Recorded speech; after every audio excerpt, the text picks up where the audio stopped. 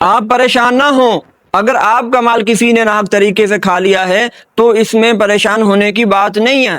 انشاءاللہ آپ یہ عمل کریں، انشاءاللہ اللہ آپ کا مال بہت جلد آپ تک واپس پہنچا دیں گے۔ سامعین محترم، بڑا عجیب دور چل رہا ہے۔ جہاں معاشرہ بڑی تیزی کے ساتھ ترقی کر رہا ہے، وہاں معاشرے میں یہ بیماری بھی بڑی تیزی کے ساتھ پھیل رہی ہے۔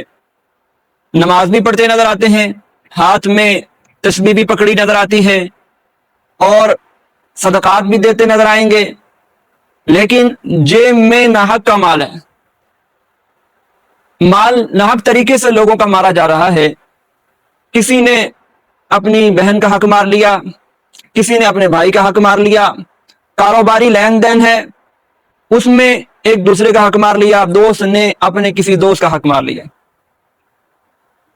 یہ ایسی بیماری ہے جو بڑی تیزی کے ساتھ پھیل رہی ہے۔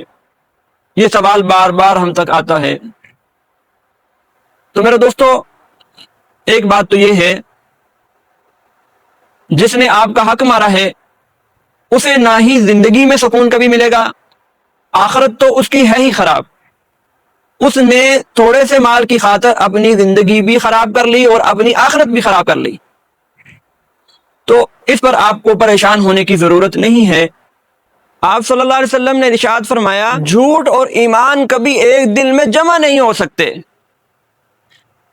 جس کے دل میں ایمان ہے اس کے دل میں جھوٹ نہیں آ سکتا، اور جس کے دل میں جھوٹ آ گیا وہاں ایمان نہیں رہا۔ وعدہ خلافی کا معمول ہوگا ایسے شخص کا، وعدہ کرے گا اس پر بار بار جھوٹ بولے گا، بار بار وہ اس پر دھوکہ دے گا اور ٹال مٹول کرے گا۔ اور ایسا شخص مال کا پجاری ہوگا، جب کبھی اسے کہیں سے پیسے آتے نظر آئیں گے وہ اپنے بھائی کا گلا بھی کاٹ دے گا، اپنے باپ کا گلا بھی کاٹ دے گا، وہ اپنے عزیز رشتہ دار دوست، وہ کسی کا گلا بھی مال کی لالچ میں کاٹ سکتا ہے۔ اور ایسے آدمی حق کھا کر آپ کو مطمئن نظر آئیں گے، وہ ایسا سمجھیں گے کہ ہم نے بہت بڑا کام کیا ہے۔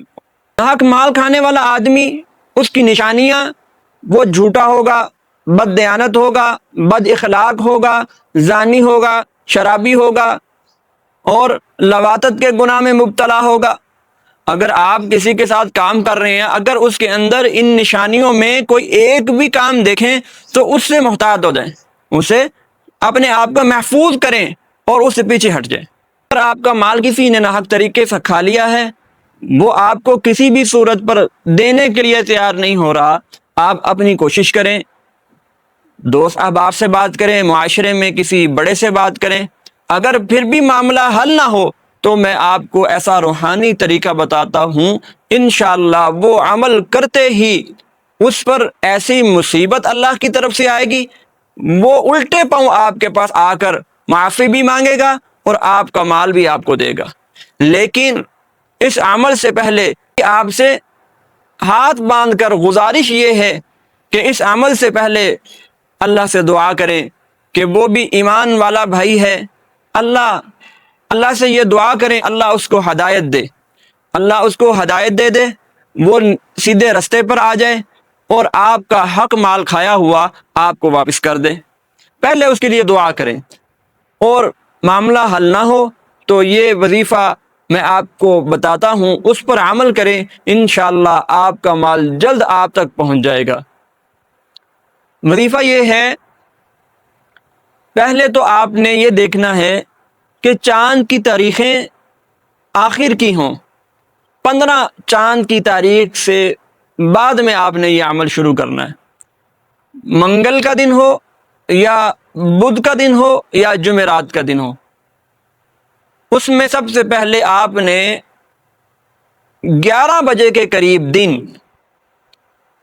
سورۃ الفیل وہ آپ نے 41 مرتبہ پڑھنی ہے، اور جب آپ نے سورۃ الفیل کی تلاوت کرنی ہے اس سے پہلے اور نہ اس کے آخر میں درود پاک نہیں پڑھنا، بسم اللہ الرحمن الرحیم نہیں پڑھنی، صرف سورۃ الفیل کی تلاوت کرنی ہے آپ نے۔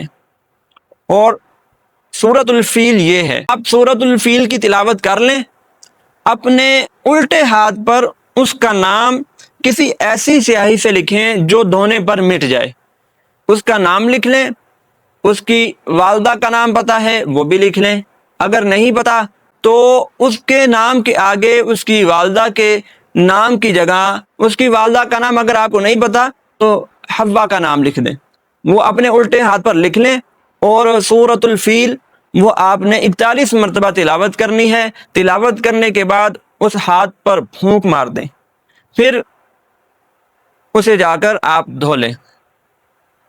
دوسرا عمل، بعد نماز عشاء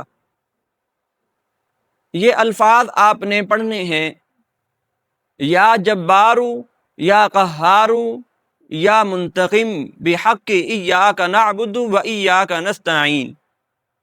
اس کو آپ نے 313 بار پڑھنا ہے، اور اس کے اول اور آخر میں 11 مرتبہ درود ابراہیمی اس کو پڑھنا ہے۔ پہلے اول اور آخر میں 11 مرتبہ درود ابراہیمی پڑھ لیں، پھر بعد میں ان الفاظ کو پڑھیں، یا جبارو، یا قہارو، یا منتقم بحق ایاک نعبد و ایاک نستعین۔ 313 مرتبہ اس کو پڑھیں، پھر اسی طرح اپنے الٹے ہاتھ پر اس کا نام لکھ لیں، اس پر پھونک ماریں، اور اس کے بعد مٹھی بند کر لیں کچھ ٹائم کے لیے، 2-4 سیکنڈ کے لیے، اور پھر اس کو دھو لیں، اور اللہ سے دعا کریں کہ اللہ رب العزت اس ظالم کے دل میں اپنا دبدبا، اپنا رعب ڈال دے، تاکہ وہ آپ کا ناحق مال کھایا ہوا واپس کر دے۔ انشاءاللہ آپ کو بہت جلد اس وظیفہ کرنے پر آپ کا مال واپس مل جائے گا۔ کرنا ہے، اگر 11 دن میں آپ کا کام بن جائے تو آپ نے اس کو چھوڑ دینا ہے، اگر کام نہ بنے تو 21 دن کر لیں، اور انشاءاللہ اس کے کرنے پر آپ کا کام ضرور بن جائے گا۔ اگر کسی نے آپ کا مال ناحق طریقے سے کھایا ہے تو اس نے کوئی بڑا کام نہیں کیا، اس نے اپنا منہ کالا کیا ہے، اس نے اللہ اور اللہ کے رسول کو ناراض کیا ہے۔ آپ پریشان نہ ہوں، اگر آپ کا مال کسی نے ناحق طریقے سے کھا لیا ہے تو اس میں پریشان ہونے کی بات نہیں ہے۔ انشاءاللہ آپ یہ عمل کریں، انشاءاللہ اللہ آپ کا مال بہت جلد آپ تک واپس پہنچا دیں گے۔ اس عمل کو آپ نے تب کرنا ہے جب آپ کا ناحق مال کھانے والا شخص ضد میں آ کر آپ کا مال نہیں دے رہا، اور آپ نے بہت سے طریقے استعمال کر لیے ہیں، تب آپ نے یہ عمل کرنا ہے۔ اس سے پہلے آپ معاشرے میں کسی سے بات کریں، دوست احباب سے بات کریں، تاکہ وہ آپ کے پیسے، آپ کا کھایا ہوا مال، آپ کا جو بھی حق ہے وہ آپ کو واپس مل جائے۔ لیکن سب سے پہلے آپ اس کے لیے ہدایت کی دعا کریں، اللہ اس کو ہدایت دے دے۔ اگر وہ کسی معاملے میں بھی آپ کا کام نہیں بن رہا، پھر آپ یہ عمل کریں۔